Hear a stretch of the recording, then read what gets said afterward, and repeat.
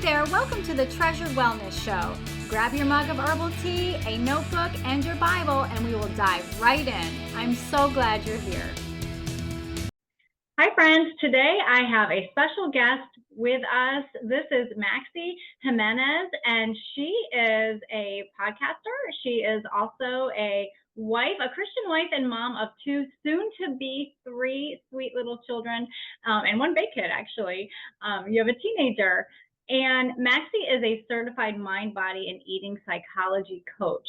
Maxy helps women overcome emotional eating and food anxiety. I am so looking forward to this conversation.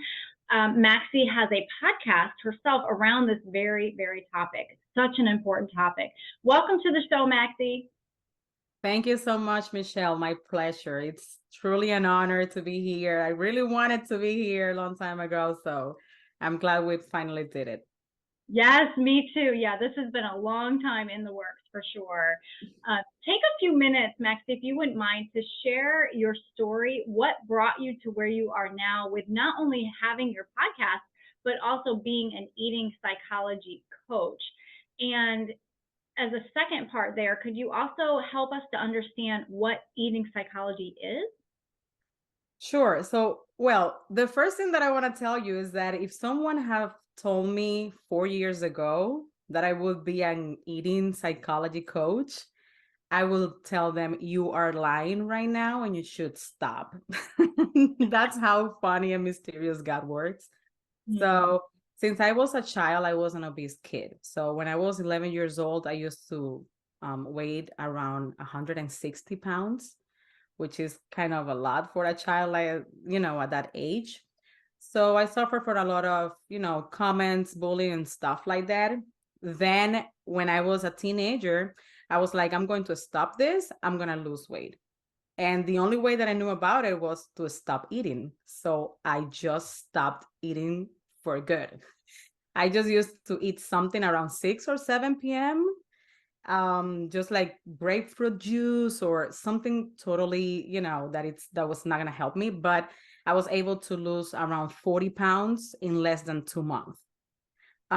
Since there, I developed one eating disorder, which was anorexia. So I used to look at the mirror, even though I was like 5'6" and I was around 118 pounds, which is pretty good. And I look at myself really fat. I was like, oh my God, look at me. So I was like in the earliest stages of that eating disorder. Good thing was that I was a teenage mom. So after like 2 years, I had my daughter and I was able to make changes because of her. And that disorder kind of disappeared a little bit. But then after I had her, I started using everything to lose weight, even though I lost all the baby weight in like 6 months. But I still looking at myself fat. I was like, no, I need to lose weight. Because I used to associate the way that I look at myself as approval. I was like, if I look this way, then they are going to accept me. My husband is going to love me. My parents are going to, I'm going to make it up for what I did, like having my daughter that early. So I didn't understand that way back then. I was able to understand that after, many years.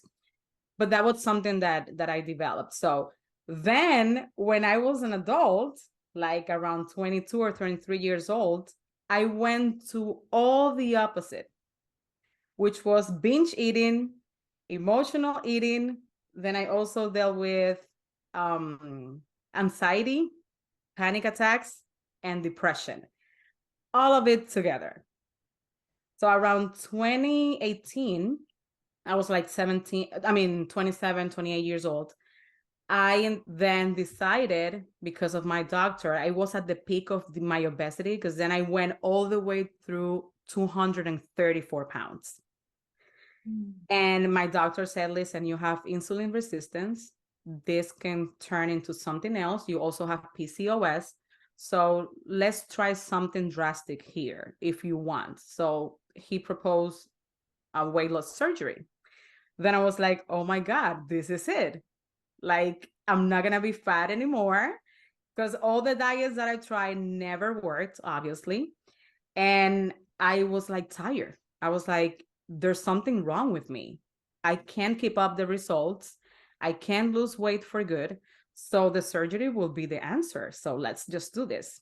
Then I realized after I did the surgery, I lost 80 pounds, and I was exactly with the same feeling of overwhelm in regards of my weight and also my body. I was like, I need to, I can't go back. Like, there's no way I can go back. I need to stop eating. I need to do this well. And I wasn't that constant. Then one day, my therapist asked me, let me ask you something. You told me that whenever you lose weight, your problems will disappear.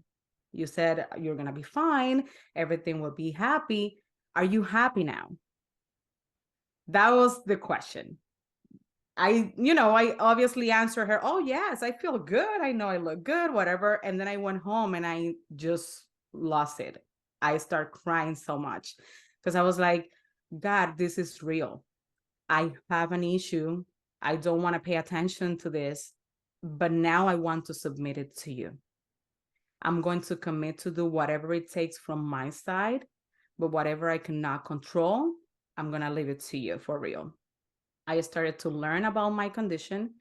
I started to learn how emotional eating works and all of that. Also, I started to look at food in a different perspective to change a little bit what frame my view of food when I was a child, and understand that my purpose and my identity had nothing to do with the way I looked or the way I weighed.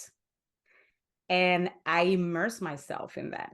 Then after that was when I developed this passion that I always had to help people. I always wanted to help women just transform into something, but I didn't know what was the something. And then after all this process, I realized that this was the process because I was able to overcome it. And actually, that's how I became a certified eating psychology coach. And also, to answer the question about psychology of eating in plain language, it's basically the relationship that we have with food in terms of how our emotions, mind, background, and past experiences can influence the way we see food and our way of eating.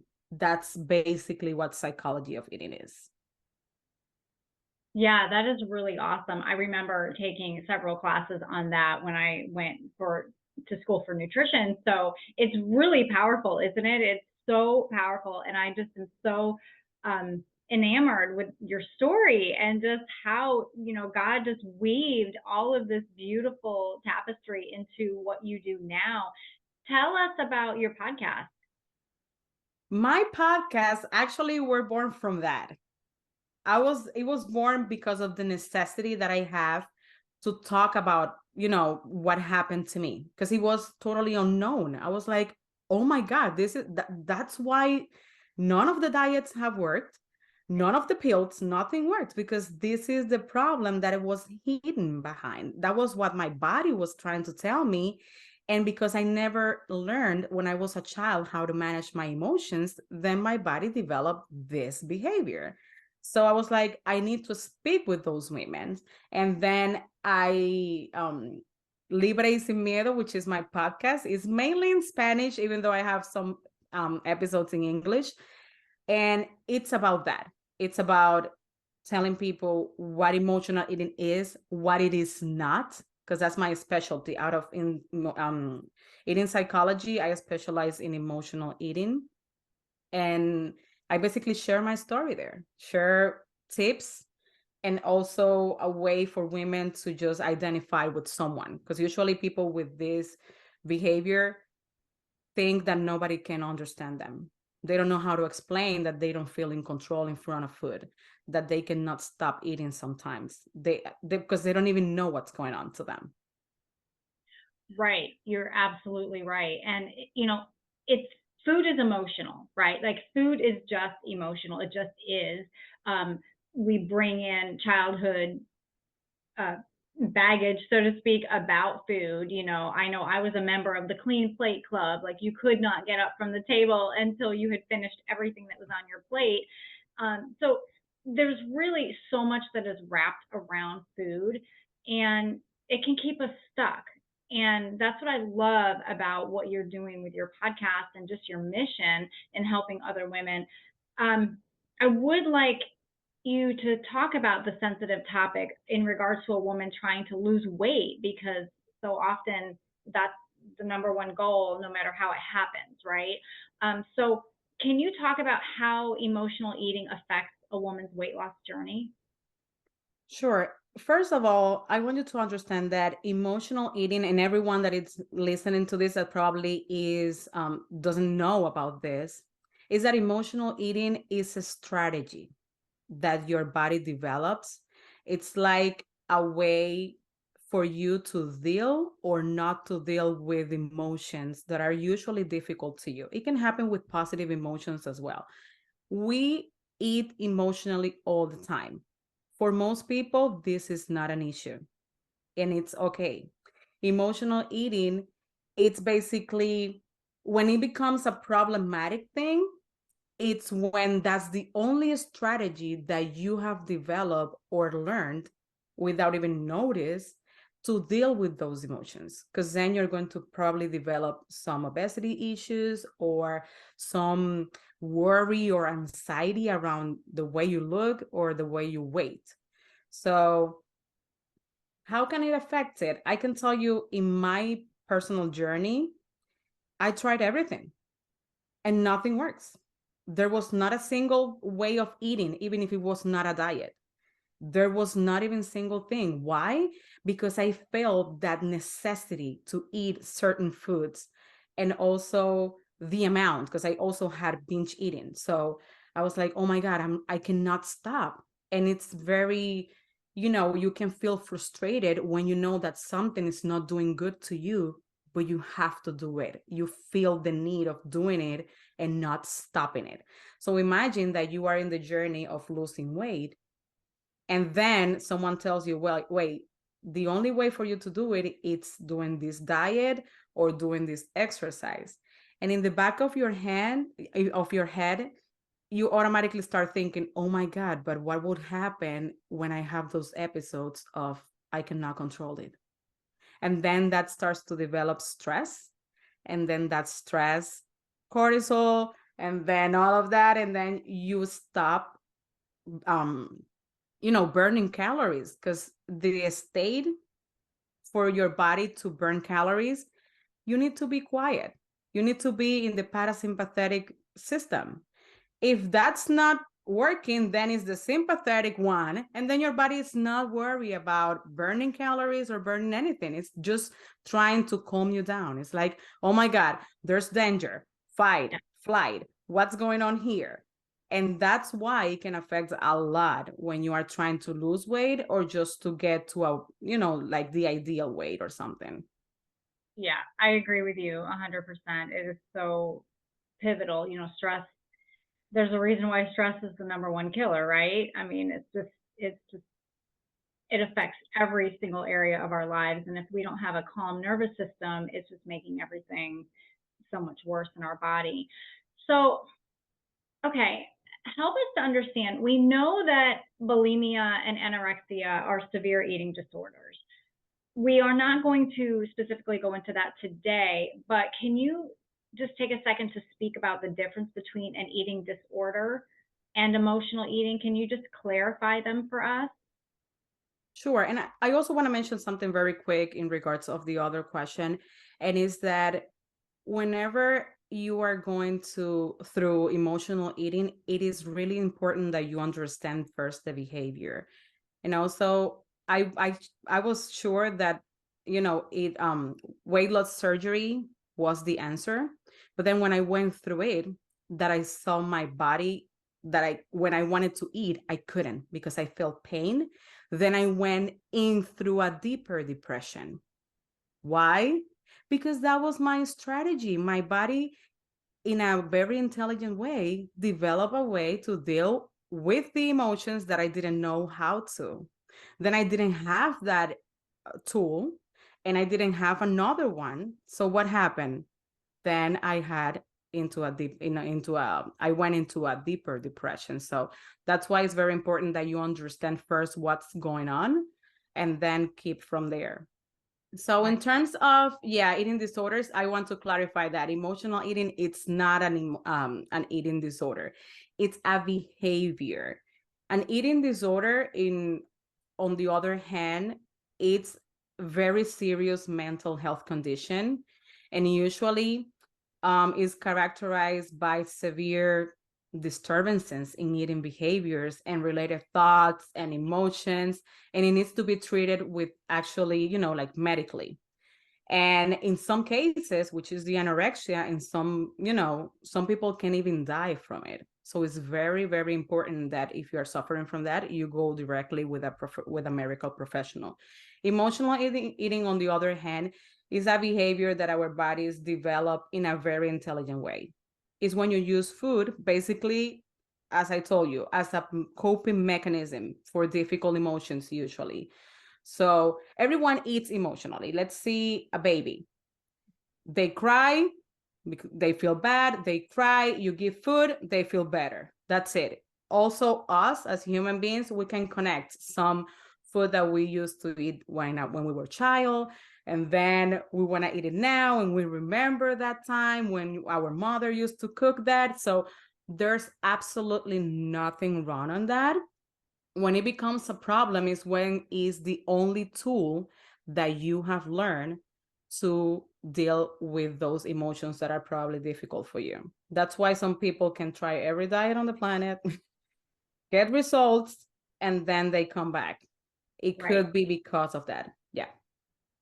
Right. It comes back more, right? Like you generally gain the weight that you lost plus, it's because if you don't deal with the root cause, if you don't deal with the heart of the matter, then it's just going to. Also, it's like I always explain it this way. It's like a situation happened, whatever it is. Then that situation cause a thought based on your belief. Let's say that you had an argument with your husband. He got home late, whatever. What do you think? If you are insecure, you're gonna think, oh, he's cheating on me.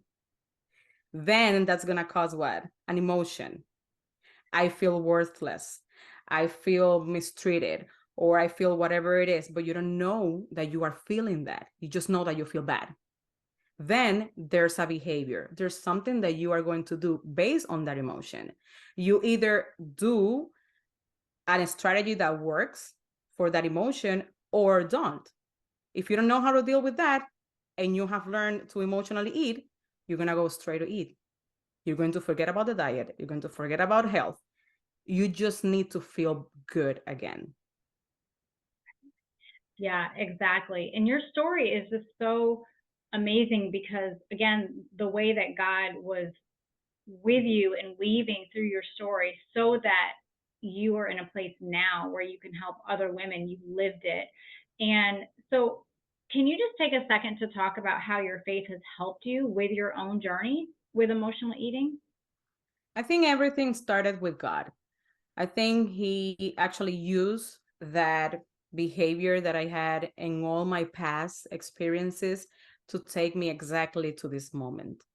That's why I really believe that God can turn everything, every bad situation that we experience into something good, and has been the first step. When I realized that I mentioned the question, that I submitted everything to Him, that was exactly the first thing that I did. Also, I didn't know who I was in God. Mm-hmm. I just listened to what my peers tell me when I was a child, what my mother said about my weight, what my parents, what my siblings, and I didn't know. I just want approval. So I usually do whatever I had to do in order to get approved and accepted. When I realized that I had an identity in God, then I start learning about it. And that was the moment that I started to live my life. And I was like, I just want to do whatever calling God has over my life. That's what I want to do. So faith has been the first step for me to just get my transformation. Yeah, absolutely. I often say that we have to go backwards in order to go forwards. And so we have to go back into our past and address maybe it was trauma that we have had around food or, whatever it was. We have to address it because the more we squelch it down, swallow it down, and just ignore it, the body keeps the score. The body will always bring it back up. It's like it's a filing system. Like our brain is a filing cabinet. Like it's never going to forget. And it just continues to keep cropping up, usually in opportune times, or we get triggered. And so it is so important that we are dealing with the issues of our past and letting God help us through, turning to him first. Matthew 6:33, but seek first the kingdom of God and his righteousness, and all other things will be provided for us. We just need to ask, we need to ask him first for help. And then I believe that he puts people into our lives or helps us to seek out the right kind of help. And that's what's so wonderful about what you do. So, can we talk a little bit about how women can identify the signs that they are experiencing emotional eating themselves? Sure. I just want to tell you that, and everyone that is listening, that before you change the behavior, it's really important to understand and embrace it. The worst thing that you can do is fighting with yourself because of this situation. It's not going to help you. The fact of, oh, I'm not going to eat this week, I'm not going to eat candies, I'm not going to eat chocolate, I'm not going to eat this, and I'm not going to eat that. You know why? Because that desire of eating that constantly is trying to tell you something. And emotional eating is not the problem, it's actually the solution. It is what you're going to use to reverse that behavior. But you need to understand it in order to know how you can go through it.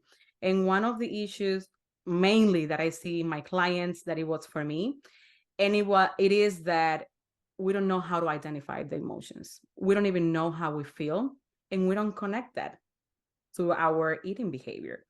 So I'm going to be sharing with you 4 steps that they can go through to identify what emotions in a specific are driving you, probably if you are dealing with this behavior through food. So the first one is to ask yourself, what happened today?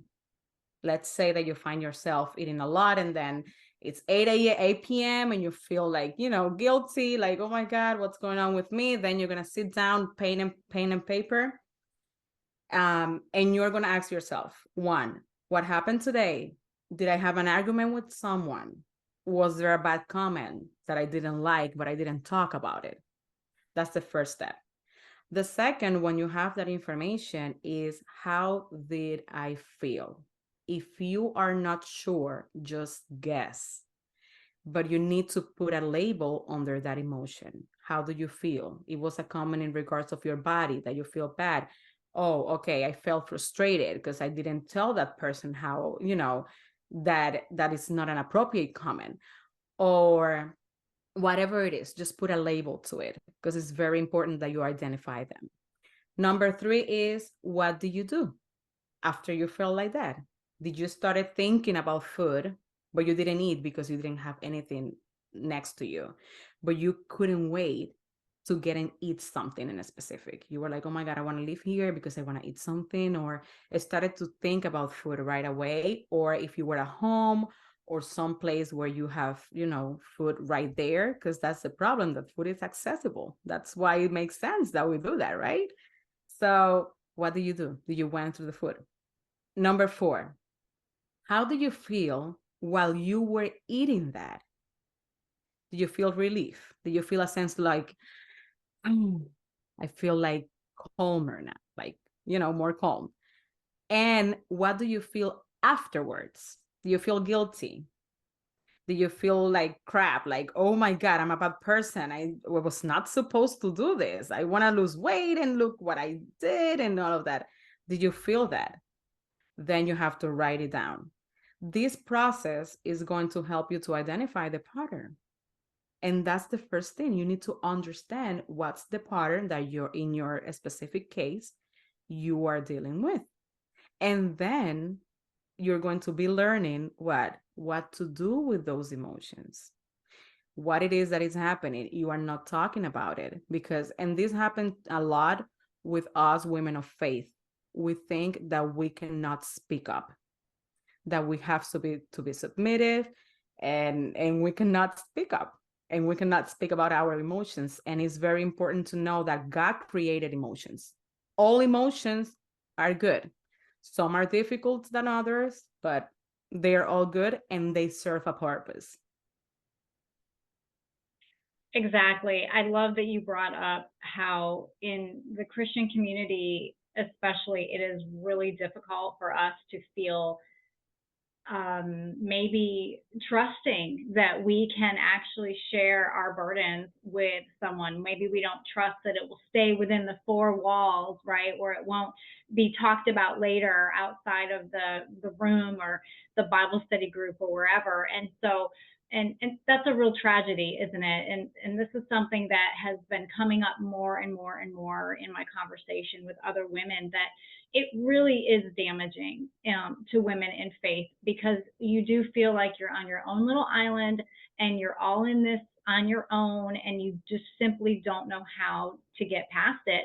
And you know that there's a problem. You might know that you have a problem with emotional eating, but you simply don't know who to turn to because you don't have that confidence that you can trust. And that's really, really sad in our Christian community. You know, there was the unspoken prayer request, right? You know, we always, you know, it's unspoken if we don't want somebody to know the deep, dark secret that we have, whether it's us or a family member or what. And that's just, it's really sad because that's not how the body of believers is supposed to be operating. Yes. So I'm glad that you brought that up, because I want more women to feel confident that they can reach out to even just one other person that is a sister in Christ, and can be like, hey, I really need to talk through this. I need you to pray with me over this, and um, just seek out. And that's why I love, like, Titus. I think it's Titus 2, where it's the older women are teaching the younger women. And, you Mm-hmm. know, just seek out older women that can help you, because you don't know that maybe that woman that you are speaking to that is 20, 30, or even just 15 years older than you has gone through the same thing.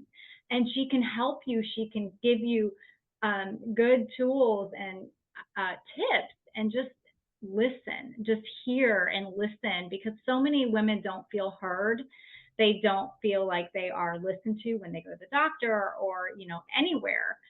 So I love that you brought that up, because I think both of us share the desire for women to feel more confident in taking care of themselves, and also in just seeking God first in all that they do. Yeah, and also everything that I mentioned that I went through besides the anorexia and all of that, because I accepted Jesus when I was 21 years old. So everything that I dealt with, including depression, was while I was Christian. So this can happen to anyone, and it's very important that you find a safe place. Yes. And usually people that are dealing with this eating behavior think that there's something bad with them.